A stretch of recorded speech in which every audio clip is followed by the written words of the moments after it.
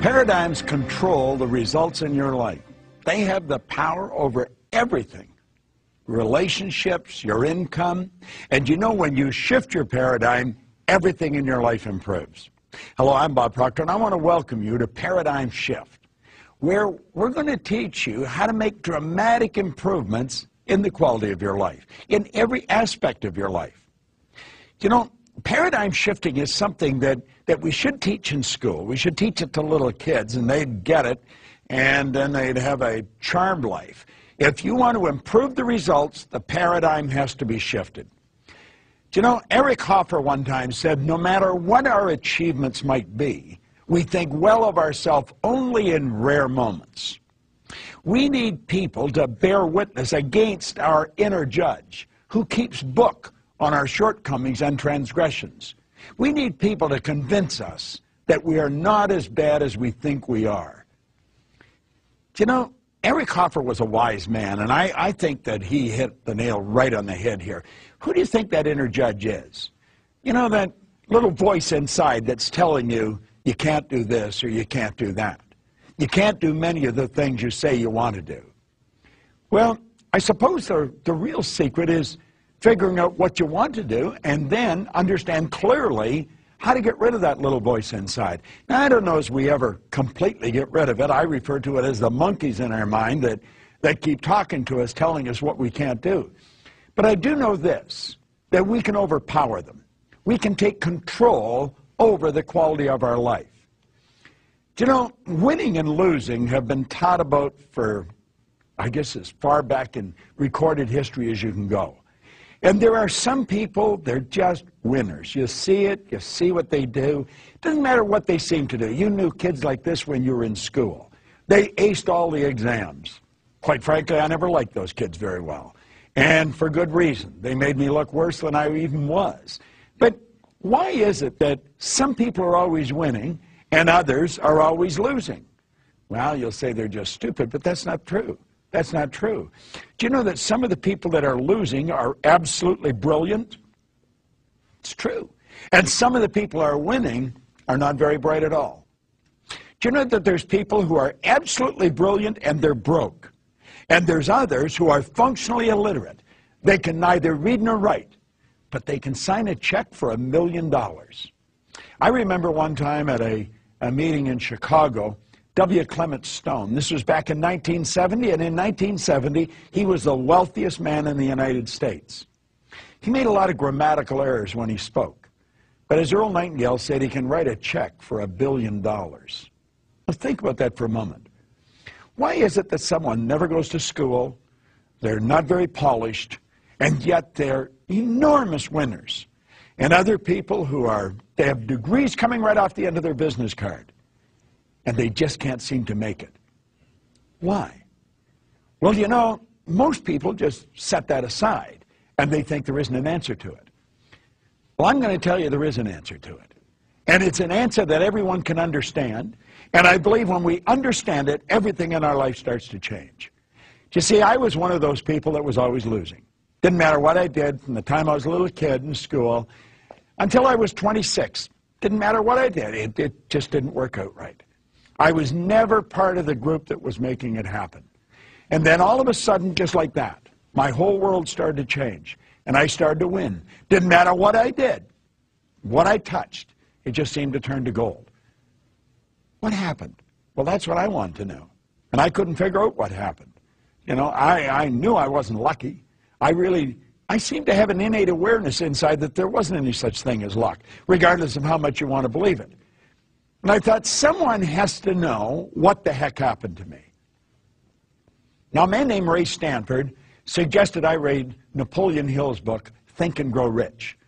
I have become an avid student of Napoleon Hill and his mentor, Andrew Carnegie. I have never laid these books down. I have never stopped studying them. But at any rate, I picked them up and everything started to change. Changed like night and day. Then I got into Earl Nightingale's condensed narration of Napoleon Hill's book. And I started to listen to that record. Now, I was doing something that was very, very strange. No one else was doing it. I was driving around with a portable record player that operated on flashlight batteries, listening to a long playing record. Now, you might not even know what a record is. They're so long gone. But I was driving around playing them. And I was playing the same record over and over and over again. And I kept reading the same book over and over and over again. In fact, it was the first book I ever read. Now, I have a wonderful library of books in my home today. I have 3,000 or 4,000 books. But this was the first book I read, and I couldn't seem to lay it down. I have never stopped reading that book. And I kept listening to this record. Now, what I was doing, I was writing a new program for my life. It was so totally strange what I was doing. People really couldn't understand it. I didn't understand it myself. They were wondering what was happening to me. But you know, I was moving from the category of losing to the category of winning. I wasn't getting sick anymore. I had an abundance of energy. I could make money. I think earning money is probably one of the simplest things in the world to do when you learn how to earn it. But until you learn how to earn it, it's not one of the simplest things in the world to do. Well, why is it that some win and some lose? And it's got nothing to do with intelligence. It doesn't necessarily have anything to do with your background. You know, you could have a brilliant background and still lose. You could have a terrible background and still win. As a matter of fact, I started to teach this around 38 years ago, and I was testing this in different areas. I even used to go into prisons and teach this. I had people that were paroled to me, where I had them tear up the parole so that they'd get a passport and I could take them off to another country where we were opening business. And I found that it didn't matter who you were or what had gone on in the past, you could win. You could be young, you could be old. You could be male or female. You may be an intellectual giant, or maybe not very bright at all. None of those things have anything to do with winning. Now, most people will tell you they do. I think they can contribute, but they certainly don't control it. Paradigms are going to make you or break you. And it's a strange thing. The average individual couldn't even tell you what a paradigm is. Now, understand this. It's your choice whether they make you or break you. It's your choice. But here's another point. There is absolutely no allowance for ignorance. You say, but I don't understand. That's too bad. You still lose. I want you to think of something that, not too positive, but a little baby. You hear them falling out of windows and off balconies. The babies don't stay suspended in space until somebody comes along that understands the law of gravity. That law that states anything heavier than air is attracted towards the center of the world. That baby goes down and gets hurt or killed. You'd say, but the baby doesn't understand. It's too bad. There is no allowance for ignorance. Well, there's laws of this universe. The whole universe operates by laws. Dr. Werner von Braun said that the natural laws of this universe are so precise that we don't even have any difficulty today building spaceships. We can send people to the moon, and we can time the landing with the precision of a fraction of a second.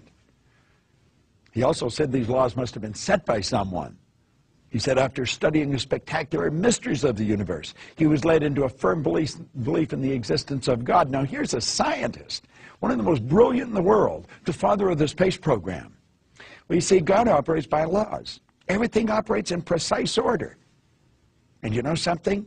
You've got a control mechanism in you, but you were given the ability to control it. That's right. Now somebody else may have programmed you, but you've got the ability to change it. So it's your choice whether your paradigm makes you or breaks you. You see, I was losing till I was 26. And then all of a sudden I started to do things right, and I started winning. Now, what I was doing, I didn't know. People asked me what I was doing, and I really couldn't tell them. Here's another strange thing I've learned. Most people that are highly successful cannot articulate why they are. I was doing a seminar in New York a number of years ago at the Waldorf Astoria. And a man came up to me at the end of the seminar, a great big guy. And he said, you know, he said, I've really enjoyed this. He was in there for 2 or 3 days. He said, I finally understood what I did. And I said, what'd you do? He said, I won the gold medal in the